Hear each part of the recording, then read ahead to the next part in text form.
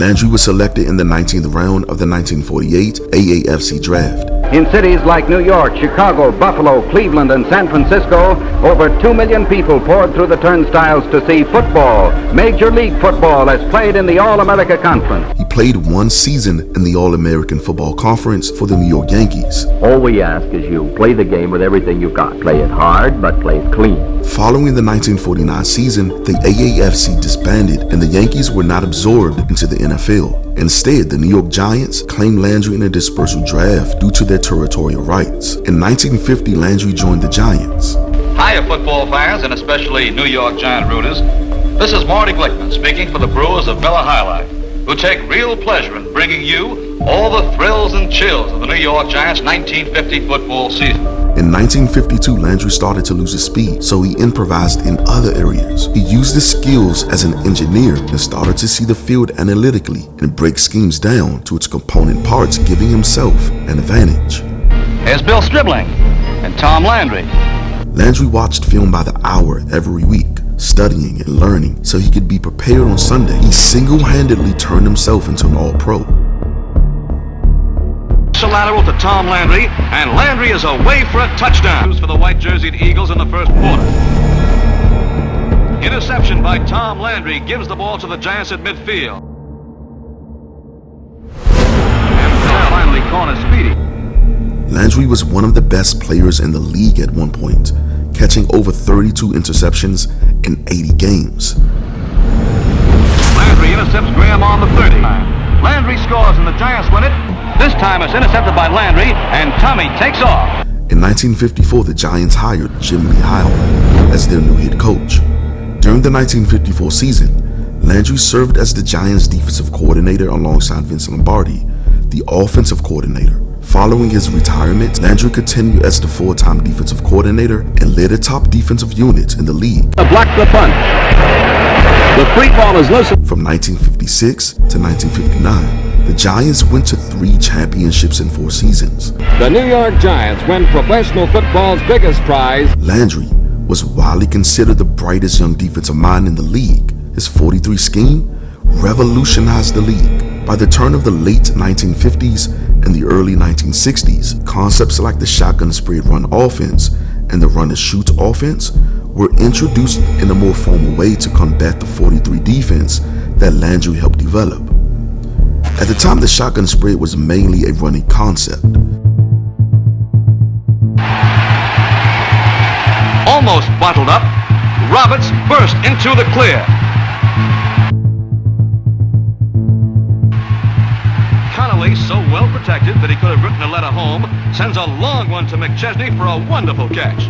The 43 defense had a headlock on the run game, so in order for teams to be successful against that defense, they dug up the old Pop Warner concept in order to try and spread out the defense so that the running lanes can open up, and it worked. Around this time in 1960, Landry was hired to coach the Dallas Cowboys, which was an expansion team that year. This is the story of a brand new team on the Texas scene, the Dallas Cowboys. Most of the league already knew Landry to be a defensive genius, but few knew that Landry's first love was offense. Landry went to high school in Mission, Texas, where he was one of the best quarterbacks in town. His first major influence on his football mind was his head coach, Bob Martin. When Landry arrived in Dallas, he devised an offensive concept called the multiple offense to combat his own 43 creation. These things that we take for granted in the modern game, that the offense is going to come out with one look and then shift into another look. Landry was on the very cutting edge of that. The multiple offense concept derives from chaos. Landry wanted to create a concept where teams couldn't focus on one play or on one design. The offensive line always came up in a 2-point stance and stand straight up and then go down. And when they stood up, that's when the backs shifted. The line standing up was kind of a screen, if you will, for the linebackers to see the final formation of the backs. Also, it's a little bit distracting. Whatever calls you had to make defensively, you would have to make them, then you'd have to change them when they shifted, then you'd have to change them again when they shifted, and then the ball would be snapped. Oftentimes, he will show a lineup, but just before the play starts, he will switch the lineup to another one. Landry was a forerunner in a concept called frequency formations. Landry didn't have set offensive plays. He called plays based on challenges that came on each down. We do have the most complicated offense in the league, mainly because we use so many different formations. But we run identical to the same plays that every other team in the league run, but we have to always think a little ahead of the other club because we have so many different situations that faced in different defenses. Landry didn't build on play to play because he didn't like offensive patterns or frequencies that the defense could count on. The 60s was the beginning of teams keeping data on how often a team ran certain plays out of a certain formation. My man's breaking outside, see? There's no use to send him out. Yeah. Just tell him to slow block, see? Right. And that way you have no key for hotness. You call, for example, 57 pop, wing down and in, there won't be a soul in there. Okay. You know, when he breaks in, because that whistle will have to dog him all the way. Well, actually, our philosophy doesn't change. We use a multiple formation set, a lot of movement, and we've got to attack their man-to-man coverage because they use 50% man-to-man on passing down, which is extremely high for any team down. What is their frequency? For instance, if a team was in 3rd and short with a formation and a wide receiver lined up on the inside, they may run from that formation 10 out of 12 times. Defenses would automatically know that there's going to be a run. They know this because of the frequency patterns of the formation. The way Landry answered that problem was by using the shift offense.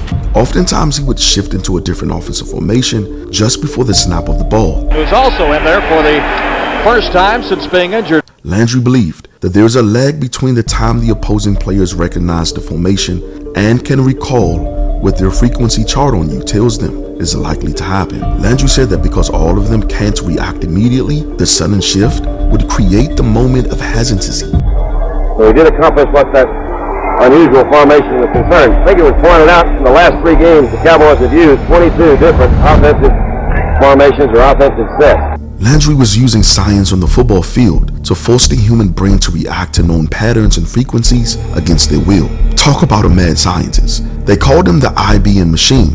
Landry shifted formations for 3 straight plays before that play. Then he suddenly did a quick slant.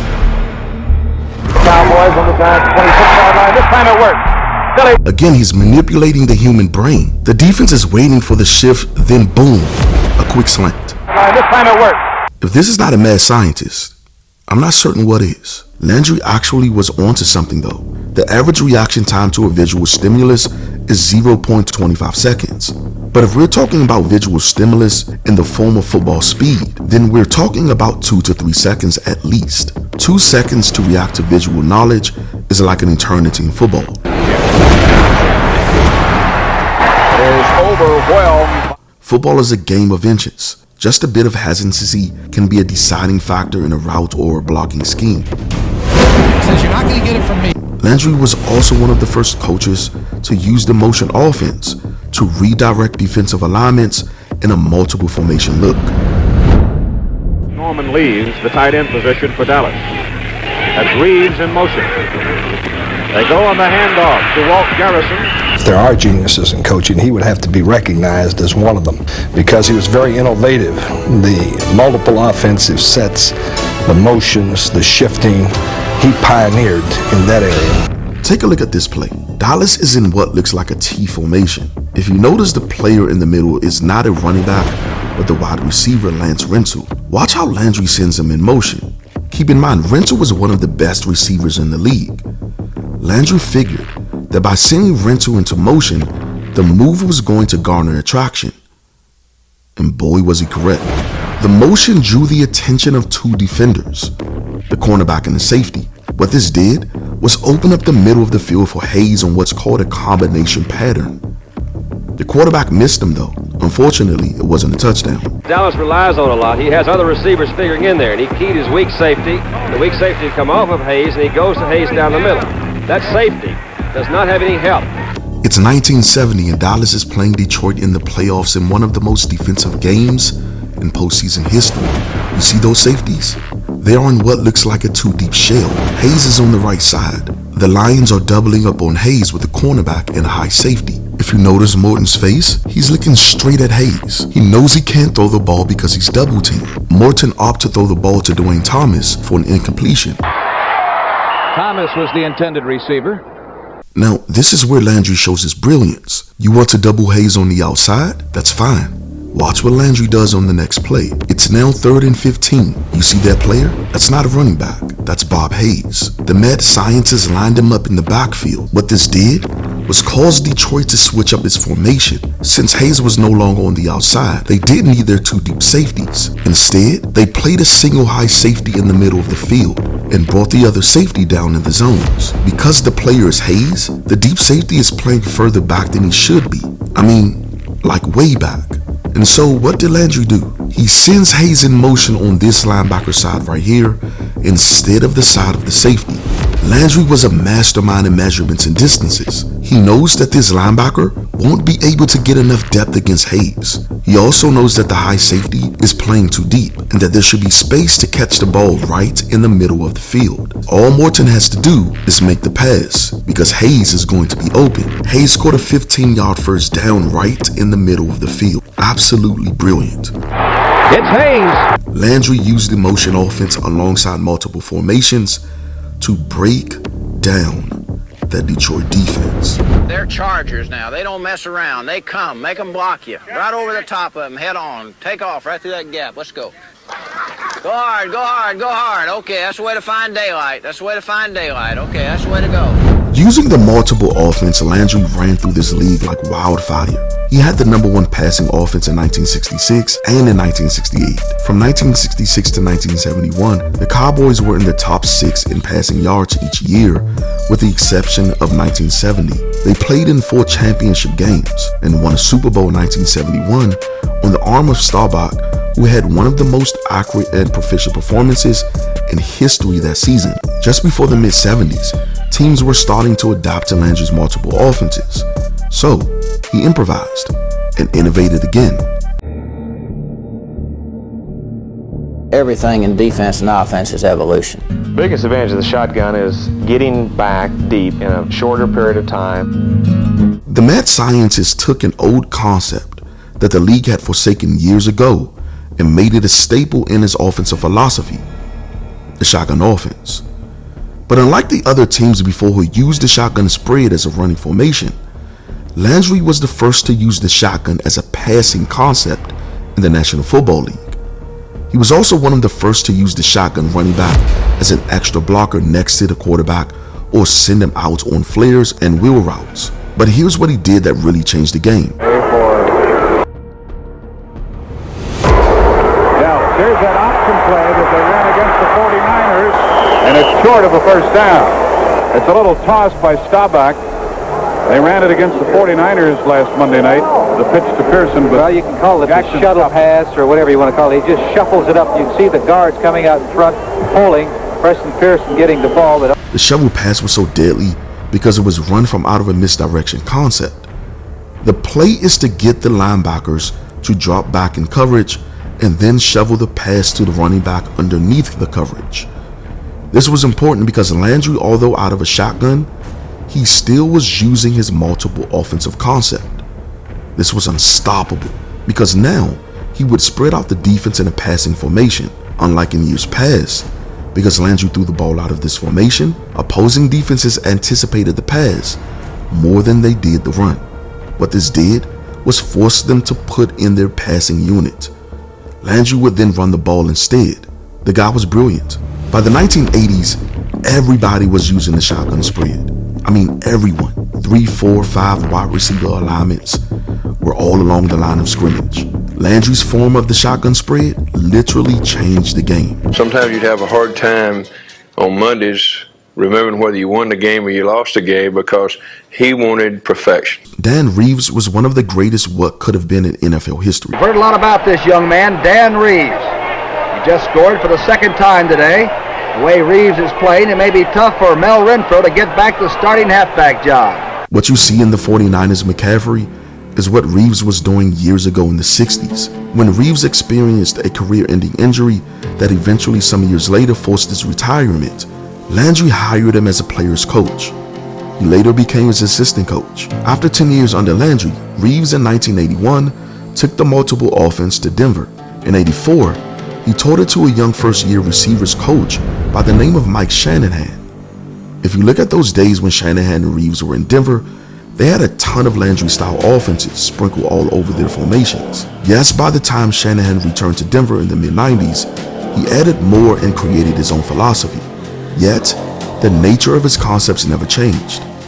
Misdirection plays, multiple offenses that was fixed in pre-snap motion concepts and ideas, passing from the shotgun with multiple formations, creating a multiple diverse offense, all of these things were implemented in this concept. If we look at today's offenses, every time you see a coach disguising a simple play with a bizarre formation, you're seeing a Landry principle at work. Good to see him walk off in his own power. Rudy Ford, and there is the shovel pass. His influence on offenses all over the league. I did some research. I wanted to find out how deep Landry's coaching tree was. We hear about Shanahan trees and Bill Walsh trees, but we never talk about those coaches who Landry influenced. What I found was amazing. Almost every coach that's coaching is somehow connected either to Landry or to one of his assistant coaches. And we're talking about almost 40 years after he had coached his last season. To me, this is why I consider Landry as the GOAT coach. Because some coaches are considered great offensive minds, like Mike Shanahan or Bill Walsh, while other coaches are considered great defensive minds like Chuck Noll or Bill Belichick. Landry was both. He's arguably the greatest offensive mind and defensive mind the league has ever had. It's been almost 4 decades, and yet his influence is still in the league today, just as much as it was in the 70s during his heyday. That's impressive. Until next time, make sure to like the video and subscribe to the channel. And as always, thanks for watching.